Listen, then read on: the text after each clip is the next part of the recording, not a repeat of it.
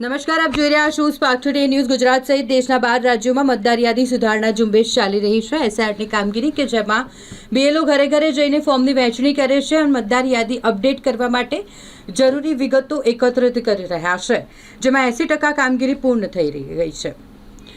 Election commission of ઇન્ડિયાના observer Aishwarya Singh જ્યારે વડોદરાની મુલાકાતે આવ્યા હોય ત્યારે કલેક્ટર કચેરી ખાતે તેમની સાથે એક ખાસ બેઠકનું આયોજન કરવામાં આવ્યું હતું. સર્વપક્ષીય આ બેઠક મળી હતી, જેમાં જિલ્લા ચૂંટણી અધિકારી વડોદરા, જિલ્લા કલેક્ટર ડોક્ટર અનિલ ધામેલિયા જેમની ખાસ ઉપસ્થિતિમાં આ બેઠકનું આયોજન કરવામાં આવ્યું. ઇલેક્શન કમિશન ઓફ ઇન્ડિયાના ઓબ્ઝર્વર ઐશ્વર્યા સિંઘ સાથે આ બેઠક મળી હતી, જેમાં ભારતીય જનતા પાર્ટીના નેતાઓ સાથે મ્યુનિસિપલ કમિશનર અને અન્ય મહાનુભાવોની ઉપસ્થિતિમાં બેઠક મળી અને એસઆઈઆરને લઈને ચર્ચા કરાઈ. તબક્કાની કામગીરી છે એનું અવલોકન અને એ કામગીરીમાં કઈ કઈ વસ્તુનું ખાસ એ લોકોએ ધ્યાન રાખ્યું, એના માટે તમામ પોલિટિકલ પાર્ટીઓની એક સંયુક્ત બેઠક આજે કલેક્ટર કચેરી ખાતે કરવામાં આવી. હવે 16મી તારીખે એક ડ્રાફ્ટ મતદાર યાદી જાહેર થશે.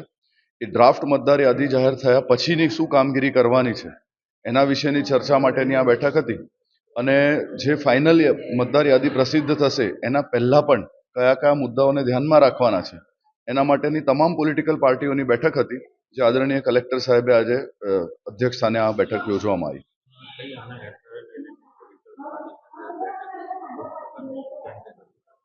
ઘણા બધા સૂચનો થયા છે, ઘણી બધી ચર્ચાઓ થઈ છે અને ચર્ચાના અનુસંધાને જે મુશ્કેલીઓ જે એમાં પડી છે, ખાસ કરીને શિફ્ટિંગમાં, એની વિશેની પણ ચર્ચાઓ થઈ છે.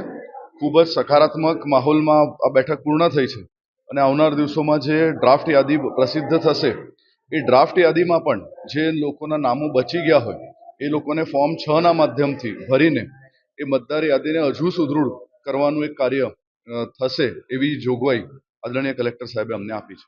આજે કલેક્ટર ઓફિસ ખાતે કલેક્ટર દ્વારા અને ઇલેક્શન કમિશનના અધિકારી ઐશ્વર્યા સિંઘ જે દિલ્હીથી અહીંયા આવ્યા,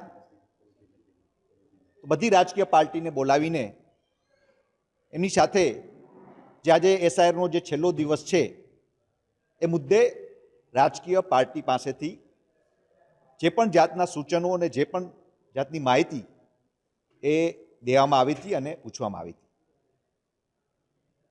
જે રીતે કલેક્ટરનું કહેવું એવું છે કે 81% વડોદરાની અંદર જે મેપિંગની કામગીરી છે એ થઈ ગઈ છે. પણ એની સામે અમે ભારતીય રાષ્ટ્રીય કોંગ્રેસ પક્ષ તરફથી અમે ઘણા બધા જે ઓબ્જેક્શન છે એ અમે રજૂઆત કર્યા છે કે જેમને એએસડીની યાદી મળેલી છે 10 દિવસ પહેલાં, એ મેન્યુઅલી અને ફિઝિબલ ફોર્મમાં નહોતી, જે અમે વાંચી નથી શકતા એવી યાદી હતી. એટલે અમને એ કોમ્પ્યુટરાઇઝ ફોર્મમાં દેવામાં આવે. અને બીજી વસ્તુ કે જે ઝૂંપડપટ્ટી જે ઘણા બધા એરિયાઓમાં ડિમોલેશન થયેલા, એ ડિમોલેશનની અંદર ઘણા બધા મતદારો હજી સુધીમાં વંચિત રહી ગયા છે, એ લોકોને ફોર્મ નથી મળ્યા. તો એવા લોકો માટે પણ અમે વાત કરી છે કે એવા લોકોને ખરેખર એએસડીમાં ના મૂકવા અને એ લોકોને રોલ આઉટ કરીને જ્યાં સુધી હજી આપણે આ પ્રક્રિયા ચાલુ છે જે ફાઇનલ ડ્રાફ્ટ સુધી, તો એ સુધી એના ફોર્મ લેવામાં આવે. પણ એનું કહેવું એમ છે કે ફોર્મ 6 ભરીને તમે એને આપણે એન્ટ્રી કરી શકીશું.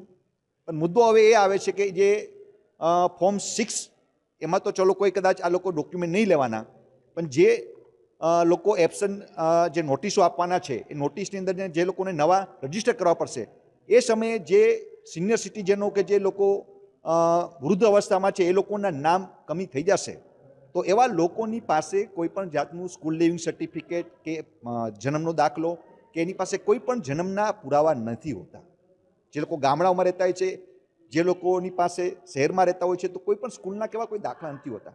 તો અમારો પ્રશ્ન એ છે કલેક્ટરશ્રીને કે આવા લોકોને તમે કેવી રીતના લેશો. એટલે એને કીધું છે કે 12 પુરાવામાંથી કોઈ પણ પુરાવો ચાલશે, પણ હજી પણ અમને પ્રશ્ન છે કારણ કે એવા ઘણા બધા વૃદ્ધોની પાસે એવા કોઈ જે દાખલા જે કહેવાય બર્થના એના કોઈ દાખલા અહીંયા મળશે જ નહીં.